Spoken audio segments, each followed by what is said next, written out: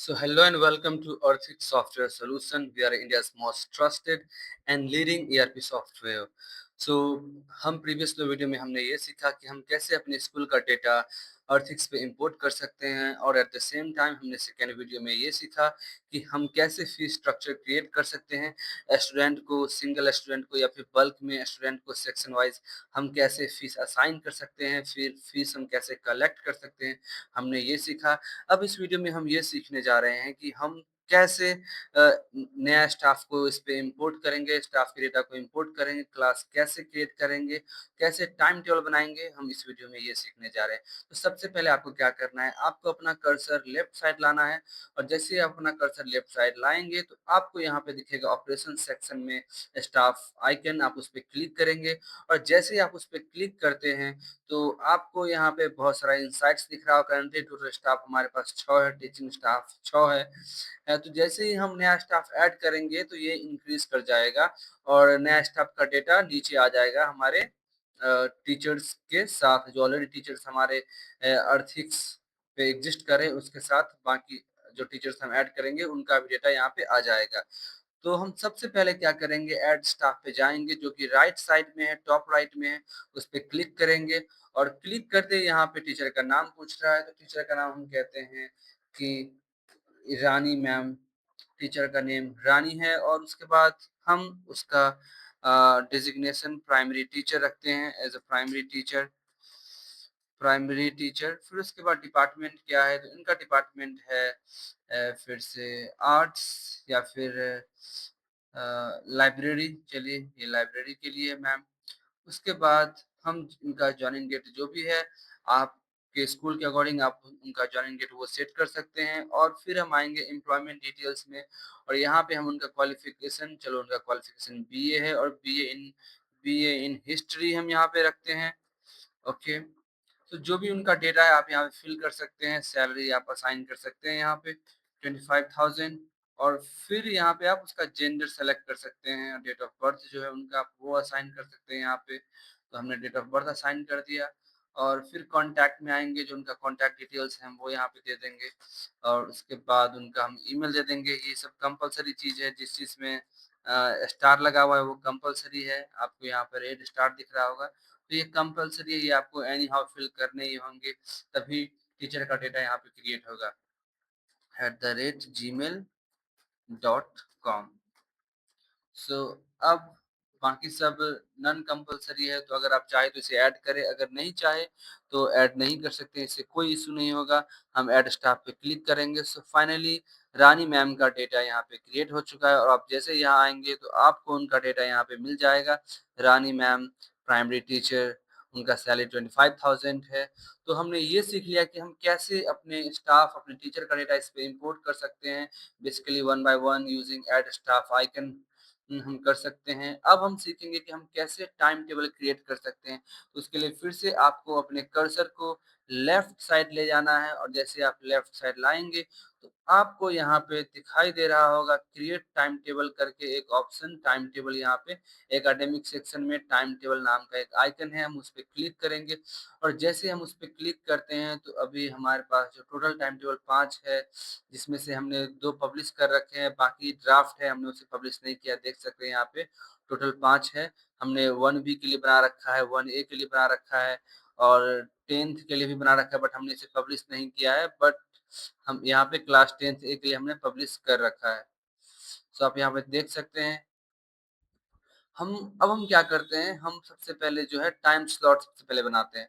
तो time slot बनाने के लिए हम टाइम स्लॉट का आइकन यहाँ पे दिख रहा है, हम इस पे क्लिक करेंगे और यहाँ पे ऑलरेडी 4 टाइम स्लॉट बना हुआ है। तो अगर आपके स्कूल में जितने भी टाइम स्लॉट्स है आप उसके अकॉर्डिंग इसको और डिजाइन कर सकते हैं, उसके अकॉर्डिंग आप इसको बना सकते हैं। तो लेट्स से कि एक स्कूल में 5 टाइम स्लॉट्स है, तो हम क्या करते हैं कि 4 के बाद एक हम ब्रेक दे देते हैं और फिर उसके बाद एक 5वां लेक्चर हम क्रिएट कर देंगे। तो सबसे पहले यहाँ पे हम एक लंच टाइम या फिर ब्रेक रख लेते हैं और उसके लिए हम क्या करेंगे कि सबसे पहले हमको यहाँ पे ये देख लेना कि इसका एंड टाइम क्या है, 15:15। तो 15:15 से शुरू होगा हमारा। तो चलिए ये है हमारा लंच है, ये हमारा लंच है और लंच है प्लस में ये 15 15 से शुरू होगा और ये हम चाहते हैं कि ये 1 आवर या 45 मिनट का लंच हो। तो उसके लिए हम क्या करेंगे, अगर 45 मिनट का लंच है तो हम इसे 16 कर देंगे। 16 16 हो गया हमारा। और हम चाहते हैं कौन से ऑर्डर पर देखें, तो ऑलरेडी हमारे पास यहाँ पे क्या 4 लेक्चर ऑलरेडी क्रिएटेड है, तो हम चाहते हैं कि ये 5 ऑर्डर पे दिखे, तो हम यहाँ पे 5 लिख देंगे। तो जैसे हम यहाँ पे 5 लिखते हैं तो ये ऑर्डर 5 पे क्रिएट हो जाएगा, देख देख सकते हैं आप। सो लेक्चर 1, लेक्चर 2, लेक्चर 3, लेक्चर 4, फिर लेक्चर 5, सॉरी लंच 5 यहाँ पे। अब हम इसके बाद चाहते हैं कि हम अपना एक और लास्ट लेक्चर इसमें कर ले ब्रेक के बाद। तो ब्रेक खत्म हो रहा है कितना बजे? तो 4 बजे ब्रेक खत्म हो रहा है। तो हम जस्ट 4 बजे के बाद जो है हम एक नया लेक्चर क्रिएट करेंगे।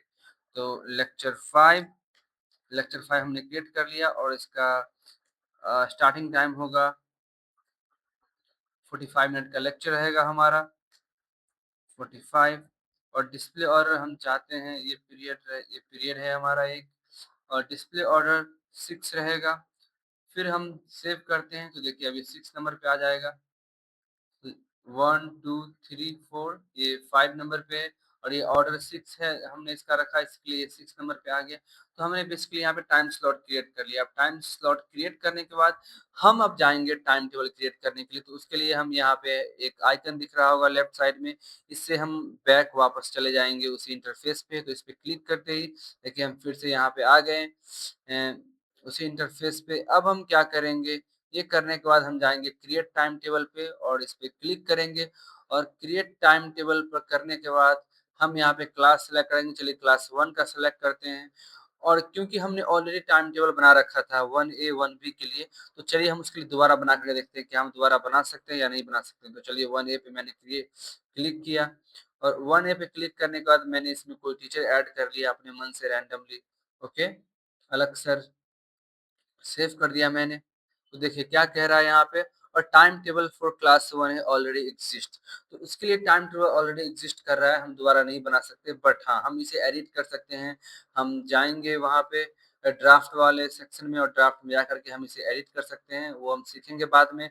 बट एज ऑफ नाउ आप ये जान लीजिए कि अगर आपने कोई क्लास का टाइम टेबल ऑलरेडी क्रिएट कर रखा है तो आप उसे अगेन क्रिएट नहीं कर सकते हैं, आप उसे एडिट कर सकते हैं या नहीं तो आपको पहले उसे डिलीट करना पड़ेगा, फिर से आप नया टाइम टेबल बना सकते हैं। ओके, तो हम ओके पे क्लिक करेंगे और हम क्या करेंगे, क्योंकि हमने 1A 1B के लिए बना रखा है बट हमने सेक्शन सी के लिए टाइम टेबल नहीं बनाया, तो हम सेक्शन सी पे क्लिक करते हैं। अब हम कोशिश करते हैं बनाने का। तो मंडे में लेक्चर 1 हम चाहते हैं कि हमारा लेक्चर 1 हमारा मैथमेटिक्स हो और फिर हम यहाँ पे टीचर सेलेक्ट कर लेंगे। टीचर में हमने अलग सर सेलेक्ट कर लिया और रूम नंबर 203 जो भी रूम नंबर है आप वो दे सकते हैं।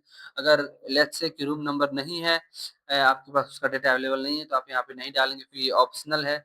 और फिर हम सेव करेंगे तो देखिए यहाँ पे ऐड हो गया। तो ऐसे ही करके आप अपने अकॉर्डिंग जो भी क्लासेस है आप अपने अकॉर्डिंग इसे डिज़ाइन कर सकते हैं। आप फैकल्टी, सब्जेक्ट ये सारा यहाँ पे ऐड कर सकते हैं हर एक दिन के लिए और फिर आपका टाइम टेबल रेडी हो जाएगा। सो देखिए, और अगर आपके स्कूल में सिर्फ पर डे 2 ही लेक्चर है, 3 ही लेक्चर है, तो आप उसके अकॉर्डिंग आप जो है ये टाइम स्लॉट को बना सकते हैं। हमने टाइम स्लॉट को बनाना ऑलरेडी सीख रखा है, बट यहाँ पे हम टाइम टेबल को बनाना सीख रहे हैं। तो टाइम टेबल को बनाने के लिए चलिए हम लेक्चर 2 में जो है एक और लेक्चर हम ऐड करना चाहते हैं, तो हम इसमें ऐड करते हैं इंग्लिश का लेक्चर, जिसे कौन मैम पढ़ाएँगी, तो चलिए नेहा मैम इसे पढ़ाएँगी। और फिर हम यहाँ पे रूम नंबर 203 डाल देते हैं। फिर सेव कर देते हैं, तो हो गया सेव हमारा। तो ऐसे ही करके हम जो है टाइम टेबल क्रिएट कर लेंगे और टाइम टेबल क्रिएट करने के बाद हम इसे या तो ड्राफ्ट में सेव कर लेंगे, मे बी हमको फर्दर एडिटिंग चाहिए, हम फाइनल नहीं कर रहे हैं इसे, तो हम इसे ड्राफ्ट में सेव कर लेंगे। बट अगर हम चाहते हैं कि अगर हमारा टाइम टेबल फाइनल है, रेडी है, तो हम इसे पब्लिश कर देंगे। जैसे हम इसे पब्लिश करते हैं तो ये जो टाइम टेबल है वो टीचर के टीचर वाले पोर्टल पे, स्टाफ पोर्टल पे उनके पास ये पहुंच जाएगा और फिर टीचर अपना टाइम टेबल देख सकते हैं और स्टूडेंट भी ये टाइम टेबल देख सकता है। Okay, so that's all. हम बाकी चीज़ सीखेंगे नेक्स्ट वीडियो में। अभी बहुत सारा पार्ट एक्सप्लोर करना बाकी है सुपर एडमिन का, फिर उसके बाद हम इंडिविजुअली स्टाफ पोर्टल को एक्सप्लोर करेंगे, फिर उसके बाद हम स्टूडेंट पोर्टल को एक्सप्लोर करेंगे one by one. Till then bye.